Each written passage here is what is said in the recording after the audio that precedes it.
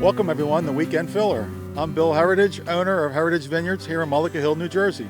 My father was getting ready to retire. He was farming apples and peaches and they weren't doing very well. He was thinking about selling. If you want it, I'll sell it to you. My wife and I talked about it, and she actually left her job at the post office.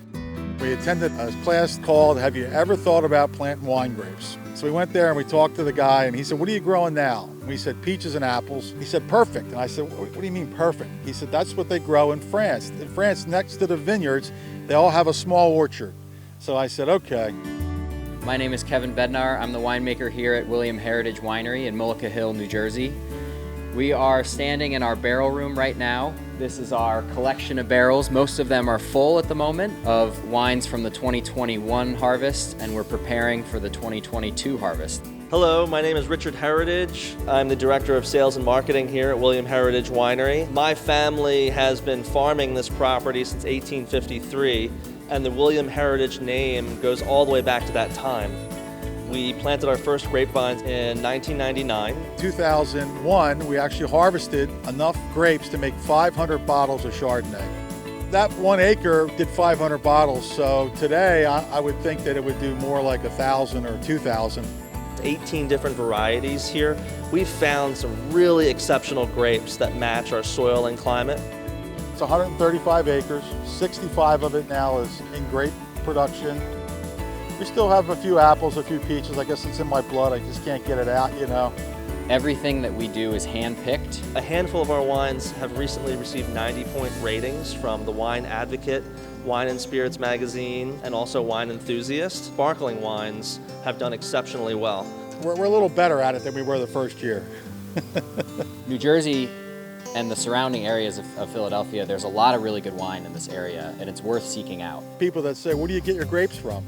And I turn around, I point towards the back of the tasting room. I said, they're all out back.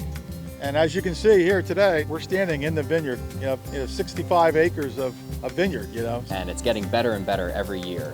We haven't really reinvented the wheel here. We just put it in a different spot. As wine growers, we're learning what to do in the vineyard to have a sustainable business and to make really high quality wine. And we're also learning how to work with the fruit in the winery. It's all about the place. It's about the soil, terroir, which basically means it's the air, the temperature, the water, the environment, everything that's at this place.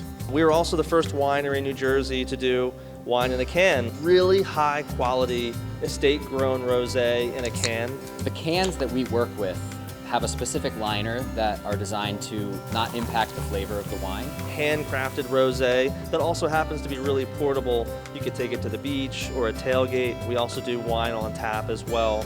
We're always doing something new, and we're getting really good feedback about that. I love the idea of capturing a moment in a place in a growing season and getting that distilled down into a bottle. I think that's the most beautiful part about wine.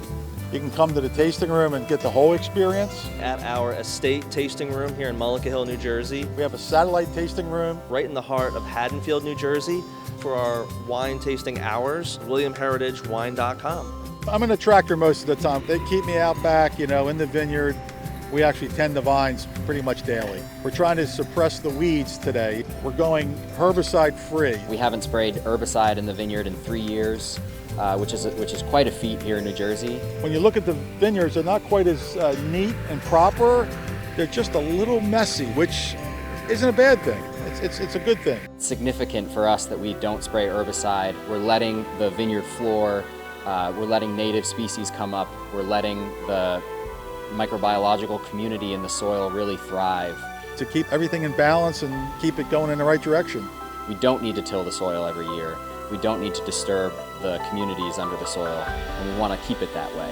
Foster a symbiotic relationship between our vines and everything else in the ecosystem. Plots of wildflowers that are just starting to come up now, we're going to have the pollinators in there. Focused on very gentle processing and respecting the fruit, adding as little as possible to the wines. It all makes a difference. It all helps. And showcase, what we can do here in New Jersey. So a few years ago, we got a chance to go to France. And when I went into the vineyard, I looked at the vines and I looked to the left, I looked to the right, and sure enough, there was a small orchard of peaches and apples. So thanks so much for coming out here to William Heritage Winery, hanging out here at the Vineyard. Hopefully we'll see you soon. At one of our tasting rooms. Thank you again. There's really good wine in this area to try, so get out there and go visit your wineries and give them a shot.